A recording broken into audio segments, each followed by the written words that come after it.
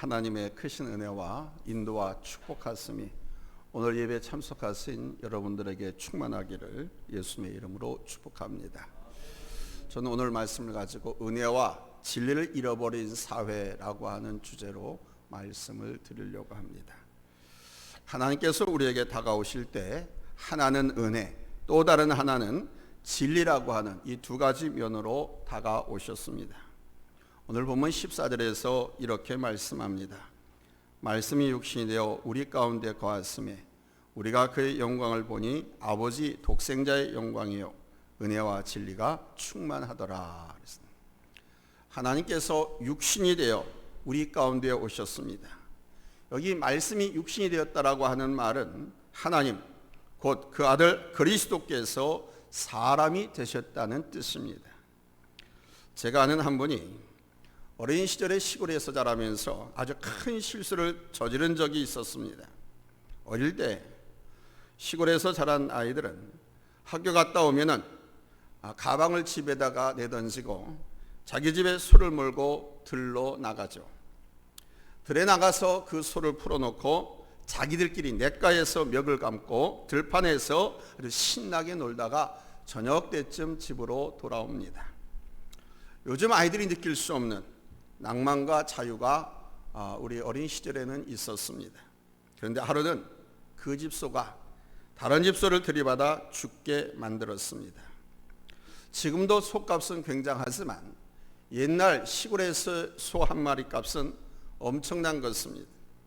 그런 소를 죽였으니 이제 이 목사님은 죽은 목숨이나 마찬가지였습니다. 아버지 얼굴을 도저히 볼 용기가 없어서 밤에 몰래 숨어서 집으로 들어오는데 문 앞에 아버지가 떡하니 서서 기다리고 있더랍니다. 이젠 죽었다라고 생각을 했다고 합니다. 그런데 그 아버지가 이 어린 목사님을 자신을 그 안으로 불러들이더니 이렇게 말씀하시더랍니다. 너 오늘 참 힘들었겠구나. 무서웠지? 내게 책임 있는 것이 아니니 괜찮다. 그러나 너는 앞으로 내가 해야 할 일을 잘 하도록 노력을 해라. 그러시면서 오히려 위로해주고 충고를 해주시고 그냥 끝내시더라는 겁니다. 그때 이분이 아버지라는 존재를 다시 알게 되었다고 합니다. 그리고 그 후에 하나님 아버지께서 우리에게 은혜와 진리로 다가오셨다는 사실이 무엇인지를 알게 되었다고 합니다. 요한복음은 헬라적 사고를 가진 사람들을 대상으로 쓰여진 복음서입니다. 헬라적 사고를 가진 사람들이란 당시의 그리스 로마와 같은 선진 문물과 문명의 이기 속에 살고 있는 사람들을 가리킵니다. 이 사람들은 하나님이라고 하는 용어나 히브리식으로 여호와 야훼라는 용어를 쓰면 잘 이해를 하지 못합니다. 그래서 저들에게 로고스라고 하는 이 단어로 하나님의 존재를 이해시켰습니다. 따라서 로고스라고 하는 말은 곧 하나님이라는 의미와 같은 것입니다. 그래서 요한은 요한복음 1장 1, 2절에서 태초에 말씀이 계시니라 이 말씀이 하나님과 함께 계셨으니 이 말씀이 곧 하나님이시니라 그가 태초에 하나님과 함께 계셨고 이렇게 말씀한 것입니다. 여기에 말씀이라고 하는 것이 로고스로 기록이 되었고 나중에 또 보면 하나님과 함께 계셨으니 그러잖아요. 그래서 로고스와 하나님은 로고스다. 로고스는 하나님이다라고 하는 것을 이렇게 설명을 하고 있습니다. 이것을 현대인의 성경으로 풀이하면 이렇습니다. 우주가 존재하기 전에 말씀 되시는 그리스도가 계셨다. 그분은 하나님과 함께 계셨으며 바로 그분이 하나님이셨다. 그리스도는 맨 처음부터 하나님과 함께 계셨고 바로 말씀 곧 그리스도께서 육신을 입으시고 우리 가운데 오셨습니다. 하나님께서 우리에게 아들의 몸으로 오신 것입니다. 바로 예수 그리스도시죠. 그런데 오신 이분은 그냥 사람으로 오신 것이 아니라 하나님의 은혜와 진리가 충만한 분이셨습니다. 예수 그리스도는 그렇게 은혜와 진리로 우리에게 오셨습니다. 바로 이 두 가지 면입니다. 은혜와 진리. 여기서 첫째 은혜라 하면 하나님의 희생, 곧 사랑으로 나타났지요. 하나님이 사람이 되셨다는 것은 이 자체로서 엄청난 하나님의 희생이고 자기 피하고 은혜입니다. 절대자이고 영원하신 하나님께서 유한하고 아주 연약한 피조물의 몸을 입으셨습니다. 그리고 부자도 왕족도 귀족도 아닌 가난한 목수의 가정에 오셨습니다. 오실 때는 저 베들레헴 마구간 말구유에 누이셨습니다. 그리고 인간과 더불어 사셨고 인간을 위하여 고난을 당하셨습니다. 십자가를 지셨습니다. 바로 여기에 하나님의 희생과 용납과 용서, 모든 사랑이 담겨 있습니다. 이것이 은혜인 것입니다. 그리고 두 번째는 진리의 말씀입니다. 진리라 하는 것은 율법과 계명, 말씀을 가리킵니다. 하나님께서 우리와의 관계를 온전히 이루시고자 하는 마음에서, 그리고 당신의 백성들이 의 안에서 서로 사랑하며 살아가게 하시고자 우리에게 말씀을 주셨습니다. 그 주님이 이 땅에 오셔서 말씀을 증거하고 가르치셨습니다. 바로 이 두 가지입니다. 성경에서 이 두 가지는 정말 중요한 것으로 나타납니다. 그러나 하나님께서는 이 두 가지 중 결코 어느 하나만을 강조하지 않으셨습니다. 어디에 우선순위를 두어야 하느냐에 대해서도 말씀하지 않으셨습니다. 그것이 바로 예수 그리스도이십니다. 우리는 이것을 배워야 합니다. 그리고 이 두 가지 은혜와 진리, 균형을 이루어야 합니다. 이 중 어느 하나만을 강조할 땐 세상은 딱딱하거나 굳어지거나 무질서와 방종이 판을 치게 되는 것입니다. 대전 우리나라의 최고 학부 중에 하나인 카이스트에서 학생들이 연달아 자살하는 일이 벌어졌습니다. 그 원인은 이 학생들이 성적에 대한 자기 비관 때문이었습니다. 모 총장이 그 학교의 총장으로 부임하면서부터 학교와 학생들의 경쟁력을 강화시킨다는 목적 아래 학생들의 등록금을 성적 비례로 등록금을 납부하게 했기 때문입니다. 그러니까 성적 비례 등록금 제도를 채택했기 때문입니다. 그러니까 성적이 우수한 학생들은 등록금을 조금만 내고, 그러니까 과에서 어느 분야에서 1, 2등 하는 애들은 등록금을 한 10만 원만 내고 20만 원만 내고 장학금을 주는 것이 아니고, 그러나 꼴찌하거나 아주 못하는 학생들은 250만 원, 300만 원 많이 내게 했다는 거죠. 근데 여기에 성적이 안 좋은 학생들이 비관해서 막 자살을 한 겁니다.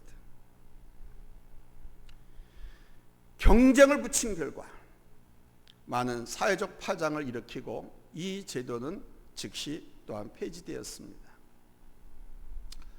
여러분, 그 우수한 인재들이 또 우수한 인재를 길러내고 육성하는 카이스트가 왜 그렇게 됐습니까? 진리 탐구라는 명목으로 경쟁 구도 속에는 은혜가 없는데, 진리 탐구 학교를 강화하고 학생의 실력을 높이겠다고 하는 그 목적 아래 경쟁 구도 속에 아이들을 집어넣기 때문에 그런 일이 발생한 것입니다. 생존 경쟁, 적자 생존의 유물론적인 사회에서는 여러분 은혜가 없는 거예요. 오직 강자만이 이기고 강자만이 살아남을 뿐입니다. 다수의 사람들은 힘 있는 소수의 사람들을 위해 존재할 뿐이죠. 이런 사회 속에 살면 국민은 그 누구도 행복할 수가 없습니다. 등록금을 적게 낸 그 성적이 우수한 학생들도 결코 행복할 수가 없습니다. 이런 경쟁, 적자 생존 사회 속에 사는 국민들은 많이 벌고 승리한 사람이라 할지라도 그는 또다시 누구에 의해서 짓밟히고 무너질까 염려하고 두려워해서 행복하게 살 수가 없는 거예요. 예수님이 오신 그 시대의 유대 사회가 어떠했습니까? 정치적으로 로마의 지배를 받았고요, 경제적으로는 피폐했으며 종교적으로는 율법의 멍에를 쓰고 살아야 했습니다. 정치, 경제, 종교, 사회 모든 면에서 백성들은 자유롭거나 행복하지 못한 삶을 살았습니다.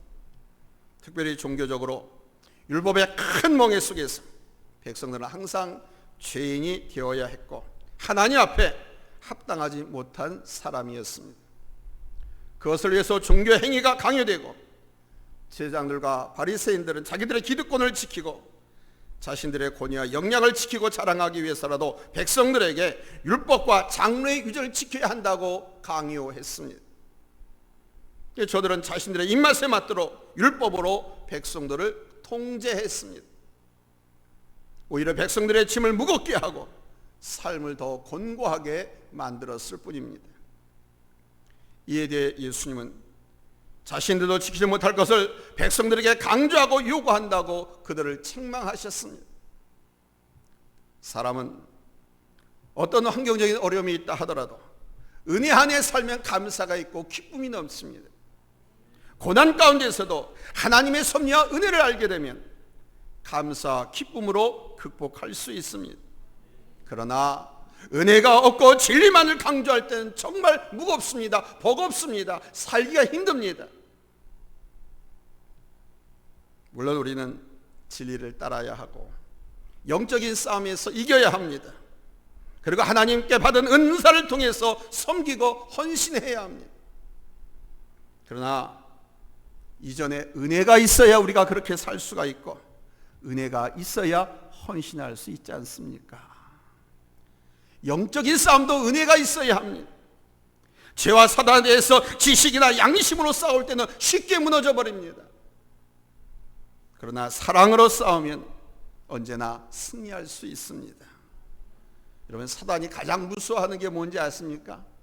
사랑입니다. 귀신이 예수님을 진짜 무서워한 이유, 그 이유가 뭔지 아십니까? 바로 우리 예수님의 능력입니다. 어떤 능력입니까? 예수 안에 있는 사랑의 능력입니다. 한 영혼에 대한 사랑의 능력.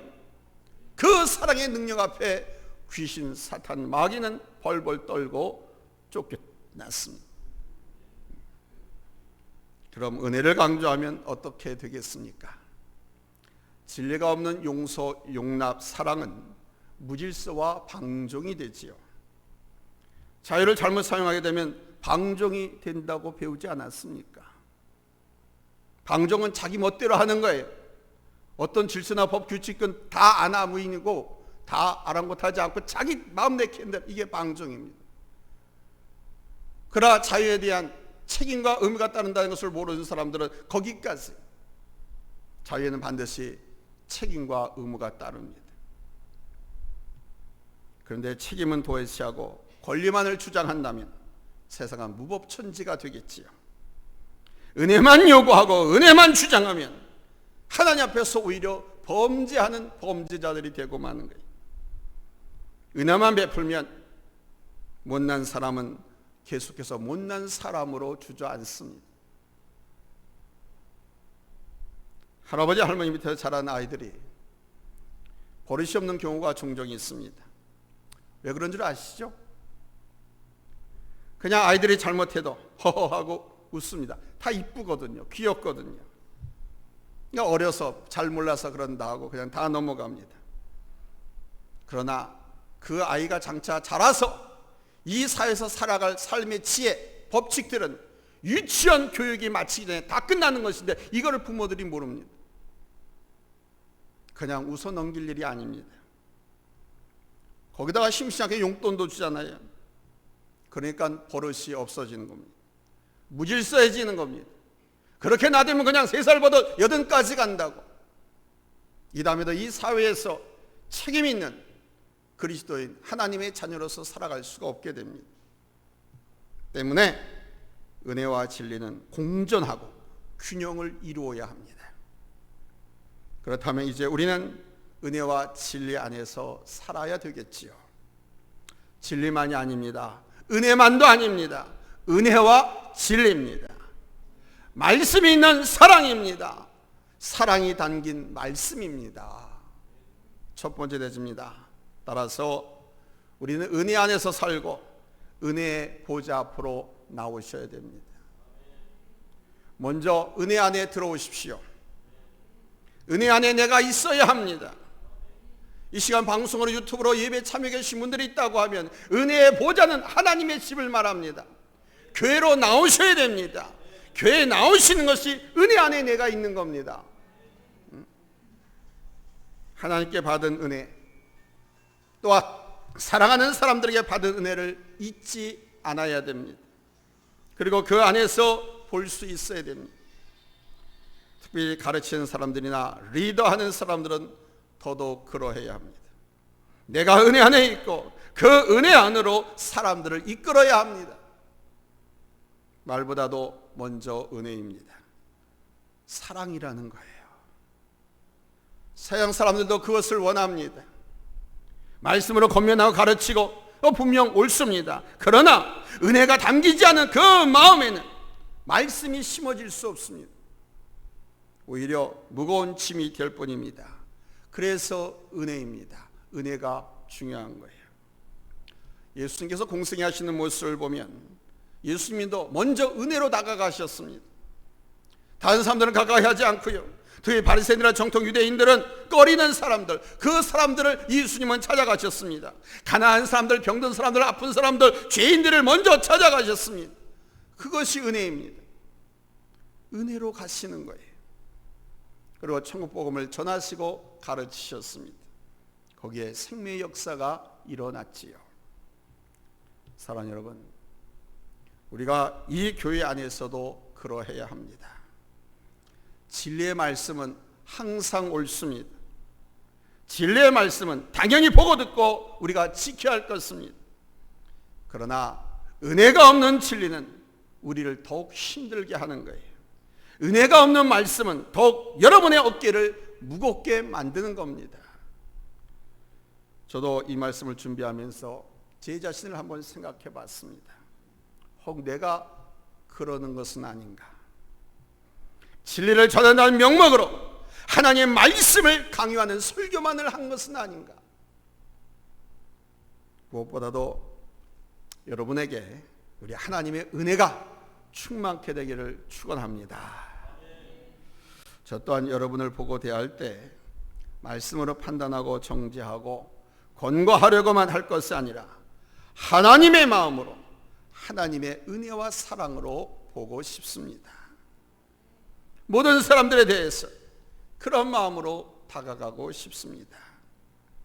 비록 부족하고 연약하고 또 실패하고 무너지고 또 무너진다 하더라도 돌아온 탕자의 그 어깨를 감싸주는 그 아버지의 손길과 마음으로 보고 그렇게 대하기를 저는 원합니다. 우리 모두가 서로 그렇게 대할 때 여러분 은혜가 넘치는 거예요. 은혜가 넘치는 곳에 용납과 용서와 이해와 여러분 평화가 넘치는 것입니다. 그래서 그것이 하나님의 나라가 되는 거예요. 두 번째는 진리 안에서 살고 자유와 행복을 나누시기 바랍니다. 여러분 학창 시절에 여러분이 좋아하는 과목이 무엇이었습니까? 그 과목을 좋아하는 이유는 굉장히 단순합니다. 선생님이 좋았기 때문입니다. 특별히 나를 사랑해 주시거나 인정해 주시는 선생님, 내게 은혜를 베풀어 주시는 분의 과목은 정말 좋아하고 또 잘했습니다. 그러나 그 선생님이 싫으면 그 과목도 싫은 경우가 많았지요. 이것은 은혜가 없기 때문입니다. 하나님의 은혜를 기억하고 그 은혜를 사모하는 가운데 진리의 말씀으로 다가갈 때는 그 말씀이 내게 능력이 되는 거예요. 제가 가르쳤던 한 청년이 말씀에 큰 은혜를 받고 하루는 성경을 읽게 되었다고 합니다. 성경을 읽기 시작했는데 12시, 1시, 2시 그런데도 눈을 뗄 수가 없었대. 그래서 밤새도록 꼬박 성경책을 읽었다고 합니다. 다음날 아침 날이 훤하게 셀 때쯤 이 청년 스스로 내가 밤새도록 성경을 읽었다라는 것을 알게 되었다고 합니다. 그때 자신의 누나가 자기 방문을 녹화하고 들어오더니 야, 네 얼굴에서 광채가 난다 이렇게 말하더라는 겁니다. 그런데 신기한 것은요, 그날 이후로 지금까지 그 청년을 그렇게 괴롭혔던 위궤양, 위장병이 싹 사라졌다는 겁니다. 사실 은혜 안에 있게 되면 진리는 결코 딱딱한 것이 아니지요. 진리는 우리가 은혜 안에 있으면, 하나님의 말씀은 내가 은혜 안에 있으면 나를 속박하고 나를 힘들게 하는 것이 아니라 하나님의 말씀은 내가 은혜 안에 있으면 내 길에 빛이 되고 내 불의 등불과 생명인 것입니다. 오히려 이 진리의 말씀이 나를 자유롭게 합니다. 교통법규를 잘 지킨 사람들은 운전할 때 편안하고 자유합니다. 그러나 잘 지키지 않는 사람은 항상 불안합니다. 사랑하는 성도 여러분, 진리가 여러분을 자유하게 할 것입니다. 이 은혜와 진리를 함께 옷 입으십시오. 이 은혜와 진리 안에서 살아가려고 애를 쓰십시오. 그러면 하나님의 은혜뿐만 아니라 더욱더 하나님의 뜻을 분별하고 더 감사와 기쁨으로 살아갈 수 있습니다. 지금도 여전히 우리 하나님은 은혜와 진리가 충만한 가운데서 우리를 찾아오십니다. 이것을 우리가 알고 누리고 그 안에서 살 때 우리는 진정한 자유를 찾게 됩니다. 하나님 안에서 살아가는 맛, 예수 믿는 그리스도인의 삶의 맛, 크리스찬의 삶의 맛, 이것을 우리가 진정으로 느끼고 알게 됩니다. 오늘 여러분이 은혜와 진리로 다가오신, 또 우리가 은혜와 진리 가운데 살아가기를 원하시는 이 주님을 만나고 이 주님의 은혜와 진리 안에서 여러분의 매일매일의 삶이 여러분 은혜와 진리로 가득가득 차기를 예수님의 이름으로 축원합니다. 할렐루야. 어렵지 않죠? 오늘 설교? 좀 어려운 설교라 걱정을 했는데 하나님께서 우리에게 은혜 주신 줄로 믿습니다. 기도합니다.